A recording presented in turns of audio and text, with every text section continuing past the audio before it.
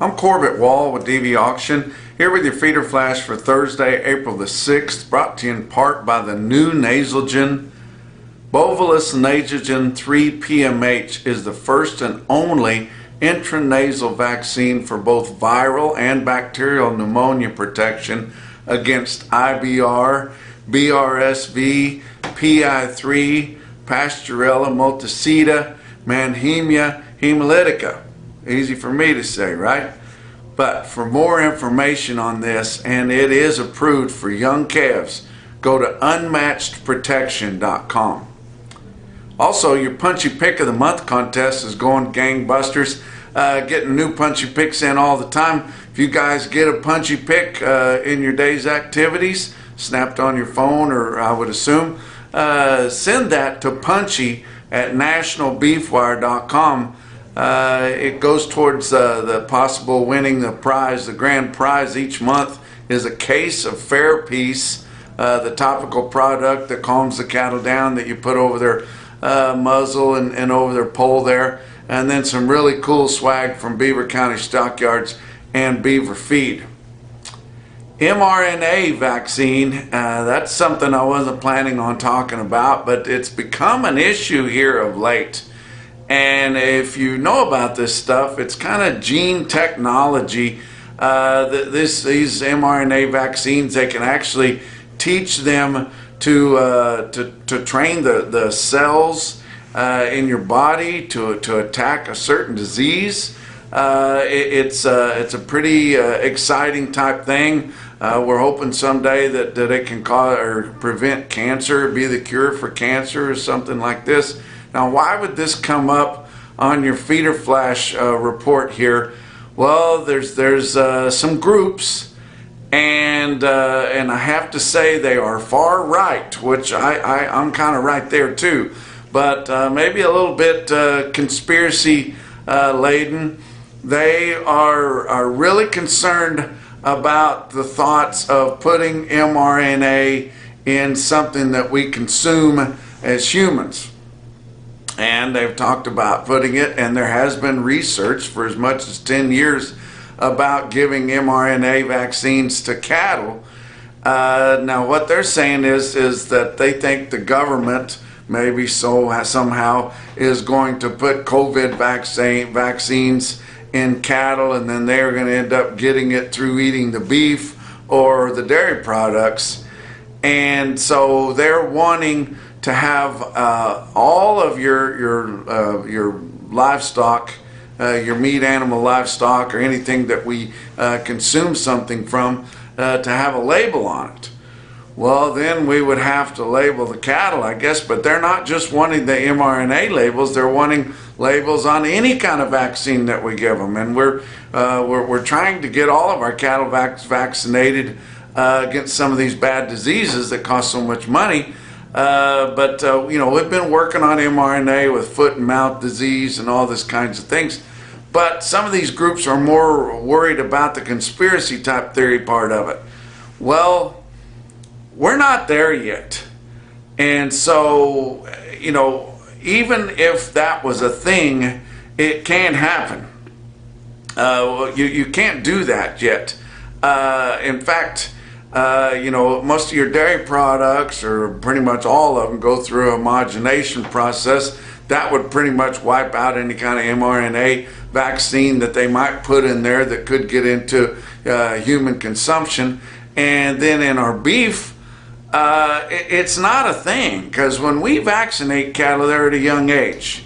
We harvest cattle towards the end of their life cycle, and then it would be so far removed, the withdrawal period on any of these vaccines, especially the ones we use now, and if mRNA come later, the withdrawal period would be long gone, and there would be no residue left in there. So it's not something that we need to worry about right now. There's several states that have these issues going on. Missouri, my former home state, is actually having a hearing about it here today on Thursday, and they've got a House Bill 1169 that brings this issue up and says that everything needs to be labeled, which would mean having to put more tags on cattle, having to be labeled. Then any of your products that are harvested in the state of Missouri, they're going to get discounted because they've got all these extra labels on there that are just causing confusion. So I don't think there's any need to be putting the cart before the horse. There'll be plenty of time to do this should we get the technology there. I think we're seeing that a lot, that you're talking about getting, not having any internal combustion engines sold in California by 2035. That's not that far away, guys. So let's wait till the technology gets there and then address those problems down the road should it become a problem. But, it's just something that is going to cause kind of undue pressure on the producers in the states that it could get passed or approved in there. But basically, whenever we would eat those cattle, the beef from those cattle, it would go through the enzymes that we have and would not work anyway. And all of your big drug companies are saying that also. Of course, they think the big drug companies are in on the conspiracies. But I understand a lot of conspiracy theories, but I can't support this at all. Missouri Cattlemen's Association has come out against this Missouri House Bill 1169, and I hope they get this deal stopped because of the pressure that it would put on the producers in that state, because I don't think other states are going to see it. But it just goes along with something that I've always said, which is you can't reproduce through the digestive system, and that's just a good rule of thumb right there. This cattle market, it just continues to go up, and you guys are going to think, well, why didn't you start out the report with that instead of talking about that goofy mRNA stuff? Well, it's just straight up, but it's been straight up here for several weeks. But I mean, just launch time, fat cattle market gaining leaps and bounds this week already. We're just halfway through the week, already gaining leaps and bounds just like it did last week. The people that said we were being too bullish here are all covered in mud, because I mean, this thing is straight up. Your feeder cattle markets have been straight up. Everything is big boom, and we can't be more excited about it. But let's talk about it. Even your live cattle futures were up some on the spot market because they were getting so far behind. April live cattle futures up 80 cents on Wednesday, closing at 168.40. June up 7 cents at 160.30. That's the one that I think guys should jump on. It's a no-brainer. We sold cattle for 175 to majors in the Northern Plains on Wednesday, and your June live cattle, which is going to be a spot month here before too awful long, and we don't really see any weakness in the market between now and then. Might take a little breather, might be a speed bump or something, but trading $15 back from that, my goodness. Your back months on live cattle down 22 cents to up 20. Your feeder cattle, they didn't gain any. April feeder cattle down 12 cents at 197.82, while your real-time index was up nearly $1.50 on Wednesday. But still, your April feeder cattle contract is trading at a premium to that. So maybe if it just kind of holds up and waits a little bit, then we will be aligned on that. May feeder cattle was down also 17 cents at 202.10. We're hoping to get up that high as we get through the spring. But your back months on feeder cattle down 20 to down 57 cents. Grain futures, May corn down a penny at 6.52 3/4. New crop December up 3/4 cent at 5.60 3/4. May beans down 6 1/2 at 15.11, and November new crop beans down 4 cents at 13.16 a bushel. Fat cattle trade.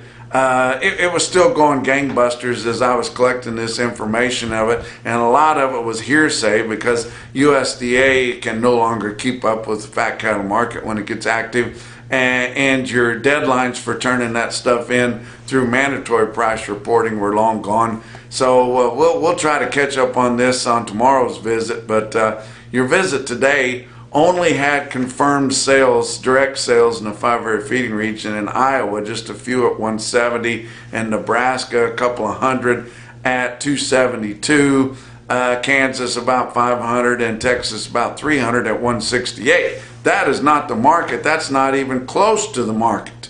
Talking to my contacts out in the country, they traded the Southern Plains cattle at 170. That's $3 higher than last week. $2 higher than what the USDA put out on their market reports, but 170 widespread in Texas and Kansas. And anything other than that would be higher late in the day, maybe to some regionals on some really top quality cattle. We saw trade to the majors in the northern plains of Nebraska and Iowa Wednesday afternoon at 175 live and 277 dressed. I mean, this market has just flown, and I told you guys we've been extremely short market-ready supplies. It's finally caught up. These packers are short bought. They're wanting to ramp up harvest because it's getting to the time of the year where they've got all the demand for their beef. As it's getting warmer, people are getting their grills out. Box beef cutout values have finally started their rally for the spring. But I mean, this thing is getting crazy here. We saw 280 FOB paid in the Northern Plains to go to regional packers, and I just love the regional packers because they actually come out and buy cattle in the spot market. They'll push the market for quality, and they'll push the market for numbers because they don't have them all tied up like the big four do.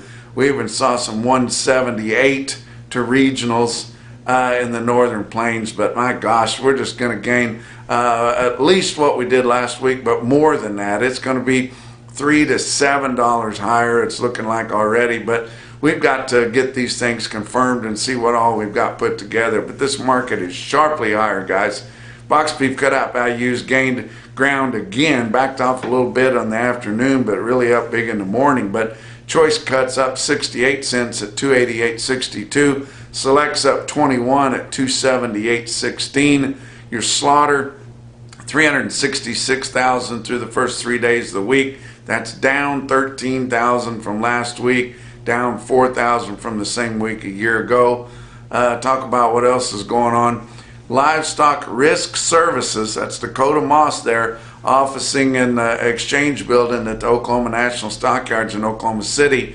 He and his team of agents that you see listed here, they are the LRP specialists, guys, and it really doesn't matter where you exist, because Dakota told me that he's pretty much licensed to sell these LRPs in every major cattle state. So get a hold of him. He can take care of you. He knows what needs to be done there. If you're turning cattle out on grass this spring, maybe later this summer, especially in the Flint Hills here in less than 2 weeks, about a week and a half going to be turning out there. You've got to have an LRP on them. These prices and the prices that you should be getting, these strike prices are just too high. You've got to lock them in somehow, and with some help from the USDA coming in and paying for a portion of that premium, you got to do it. Let's talk about our feeder cattle market.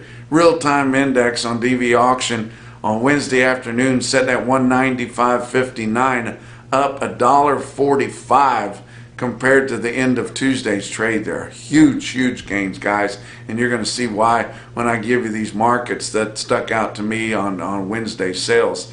But I'm coming to you here from the historic stockyards in Fort Worth, Texas, one of my favorite places to go and hang out. But going to be getting together on Thursday with auctioneers, sale managers, and the Wolf Cattle Company for an online-only sale.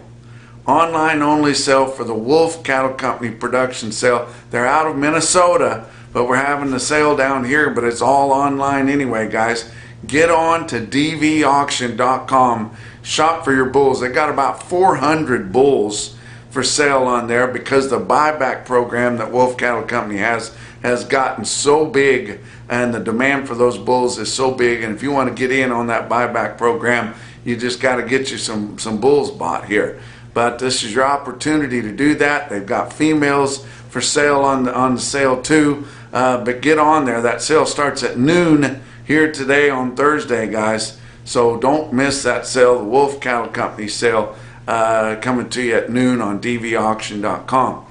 Talk about your big sales on Wednesday. OKC West, El Reno, Oklahoma, DV auction broadcast barn there, 7,100 head. The feeder steers, $4 to $10 higher. You got excellent market reporting in Oklahoma. You can trust this. Feeder steers, $4 to $10 higher than last week. Feeder heifers, $3 to $5 higher than last week. Calves, $3 to $6 higher. Pee-wee calves weighing in the 3s and 4s, $15 to $20 higher. I told you guys 2 months ago that they were a bargain when they looked too high then. But a stick-out sale in El Reno was 64 head of feeder steers, weighed 867 and $192, guys. How about winter livestock in Dodge City, Kansas?